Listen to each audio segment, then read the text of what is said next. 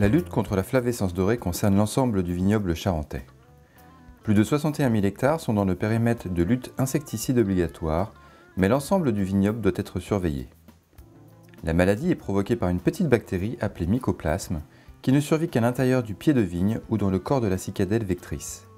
Les populations de cicadelles sont régulées par les traitements insecticides, mais seule la prospection, le repérage et l'arrachage des cèpes malades peuvent permettre d'endiguer la propagation de la maladie.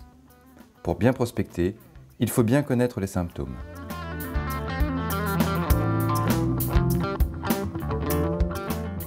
Voici un pied type avec tous les symptômes de la maladie.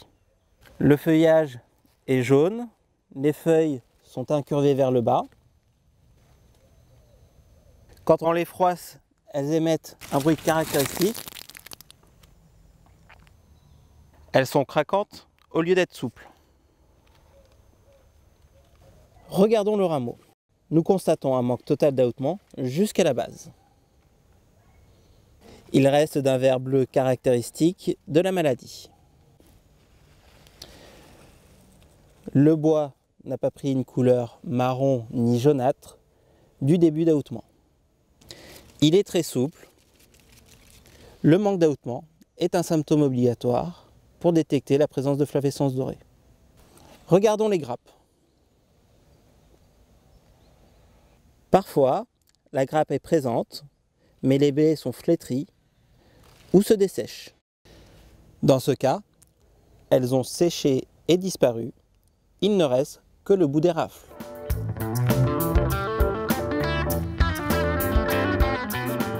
On remarque que sur ce cep, seule une partie des rameaux exprime les symptômes et non l'intégralité du cep. Ceci est très fréquent. Regardons ce cep.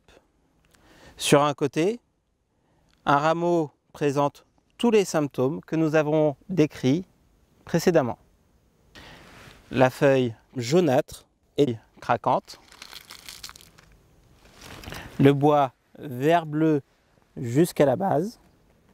Il ne reste que le bout de la rafle. Les feuilles sont incurvées vers le bas. Mais de ce côté du rang, les symptômes sont très discrets, voire inexistants. D'où l'importance capitale de passer tous les rangs pendant les prospections.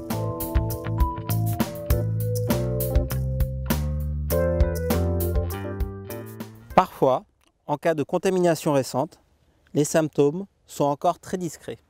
Les feuilles ne jaunissent pas forcément et seul un rameau est concerné.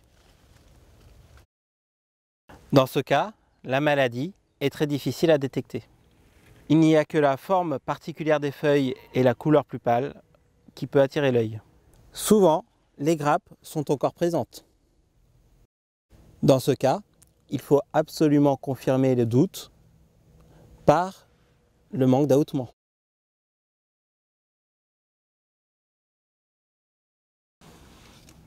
Un cas encore plus discret, sur ce cep, seuls les gourmands expriment les symptômes.